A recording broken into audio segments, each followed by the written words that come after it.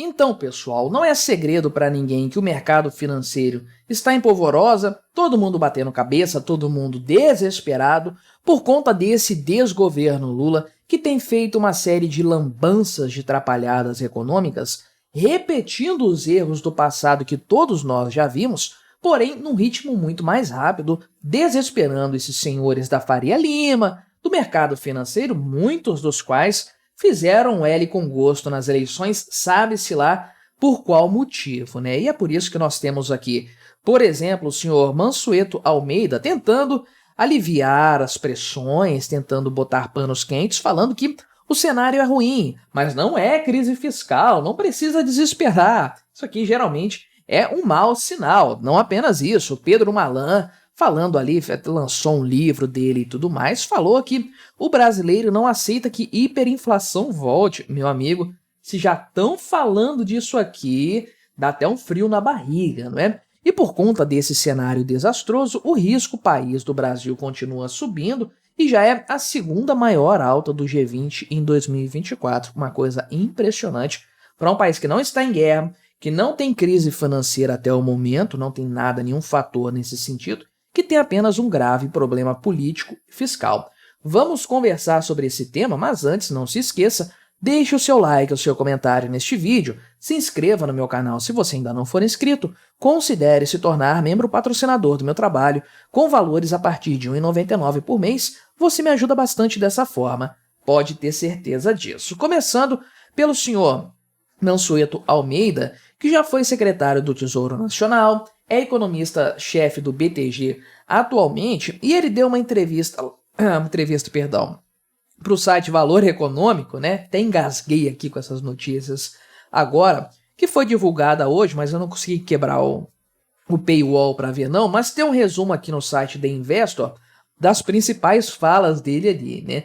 A primeira, a mais interessante, é que o cenário é ruim, mas não é uma crise fiscal. Parece que alguém falou isso, ele não concordou, mas quando o cara fala que tá ruim, mas não é uma crise ainda não, meu amigo, é porque o trem já perdeu totalmente o rumo, a gente está indo pro buraco de fato, né? Então, ele fala aí, né, tratou de alguns pontos, né, que na verdade o problema internacional com o Fed explicou metade da piora que nós tivemos nos últimos 2 meses, não diria que é a metade da piora, uma parte sim, talvez um terço, questão fiscal pesa muito mais, com certeza, né? E aí ele falou que o compromisso fiscal não tem que partir só da equipe econômica, primeiro que a equipe econômica não manda nada nesse governo, tem que partir do Lula também, mas nunca vai acontecer, por favor, né? E aí ele fala que o cenário, para ter um cenário melhor, é necessário cumprir as metas, respeitar as metas e desacelerar gasto. O pessoal nem fala mais cortar, né? Só desacelerar. O pessoal aceita sempre o mínimo. É importante, é impressionante, né? Então, ele afirma, inclusive, que existe o risco de não haver crescimento nenhum na economia, uma desaceleração, terminar aí o 4º trimestre com crescimento zero, um risco perigosíssimo, com certeza. O ponto aqui da Selic mantida em 10,5%. Eu também concordo com esse cenário, acho que o Banco Central vai empurrar essa taxa o ano todo ainda, né? E olha só, né? Ele já até inclusive pensa aqui num déficit de 1,1% do PIB em 2024, né? Olha que coisa aí assustadora, que é mais do que é quase o dobro, na verdade, do que é permitido pela meta fiscal de 0,6% aqui, com a margem de tolerância e tudo mais, né? Então estamos falando de um cenário desesperador do ponto de vista fiscal, e aí ele já está partindo para o tudo ou nada aqui, falando que se tiver alguma medida adicional, talvez o governo consiga manter a meta, vai vendo, acredita quem quiser, né? Já o senhor Pedro Malan, que aí já é mais antigo nessa história, né? Ele foi ministro da Fazenda na época do Fernando Henrique Cardoso, participou da turma que criou o Plano Real, concebeu o Plano Real e tudo mais, né?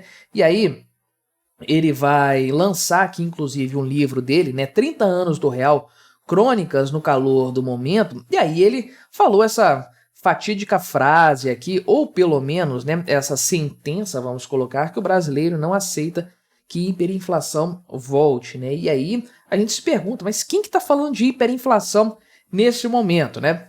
Eu não estou falando, você não está falando, mas o cara que fez o Plano Real está falando já. Isso é perigoso, né? Isso é preocupante. Eu acredito que é bastante preocupante. Não tem ninguém tocando nesse tema, estamos aí com a nossa inflação abaixo de 4%, um patamar europeu quase, né? Um Banco Central perseguindo 3%, mais europeu ainda o patamar, sem dúvidas. Já até deixamos o Japão no chinelo, eu acho. Mas com esse tipo de fala aqui, meu amigo, eu fico meio preocupado, porque até onde que esse cara está enxergando?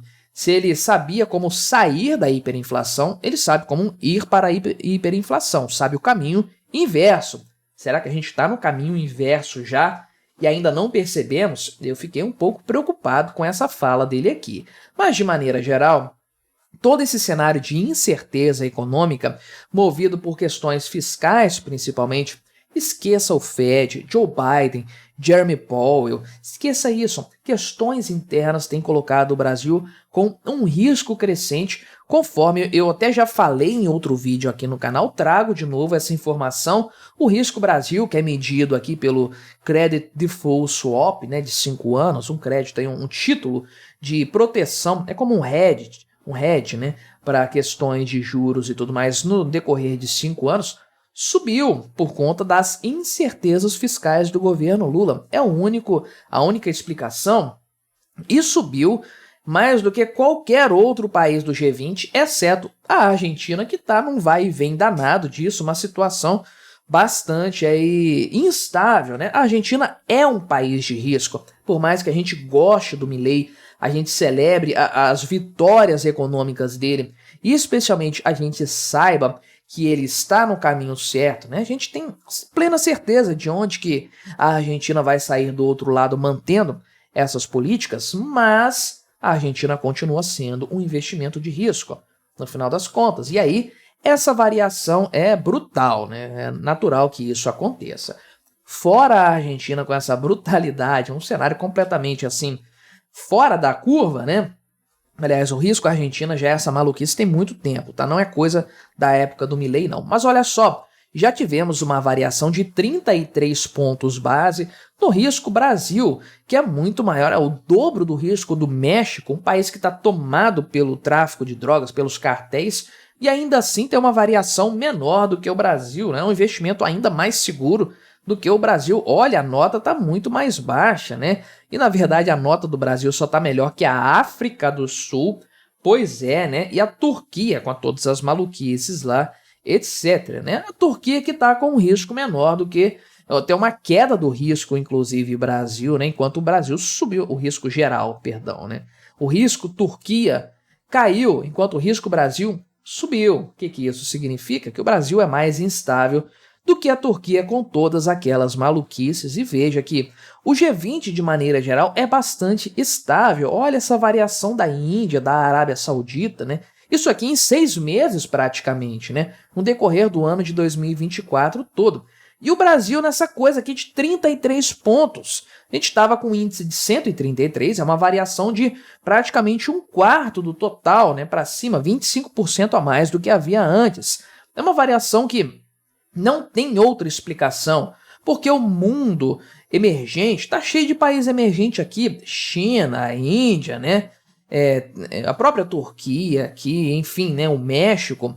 Esses países não estão sofrendo tanto do ponto de vista da instabilidade quanto o Brasil, mas a alta do dólar impacta eles, os altos juros dos Estados Unidos impactam eles também, questões geopolíticas. Por que o Brasil está tão pior? Por um fator que não é externo, que não se aplica a esses países, se aplica apenas ao Brasil, que se chama governo Lula, Fernando Haddad, no Ministério da Fazenda, né? Então, você já percebe o mercado financeiro preocupadíssimo com esse cenário, com essas falas aqui que fingem amenizar as coisas, mas só, na minha opinião, só causam mais preocupação. Tá tudo bem, galera, fica tranquilo, não é uma crise. Tem problema, o cenário é ruim, mas não é uma crise fiscal. A crise fiscal tá logo aí, pelo que eu imagino, e aí o senhor Pedro Malan ainda me joga essa palavra hiperinflação, meu amigo. Aí o coração do brasileiro gela, a nossa história é cruel, é brutal, e infelizmente ela está fadada a se repetir. Governo Lula não está se repetindo? Pois é, que coisas mais terríveis ainda se repitam não seria muito absurdo de se imaginar. Mas então, é pelo menos curioso ver o quão rápido o mercado financeiro se divorciou do Lula. Agora ninguém gosta dele mais. É impressionante. Nas eleições estava todo mundo fazendo L. Mas me diga aí o que você achou dessa minha análise. Colabore com o nosso debate. Se inscreva no meu canal se você ainda não for inscrito e até a próxima.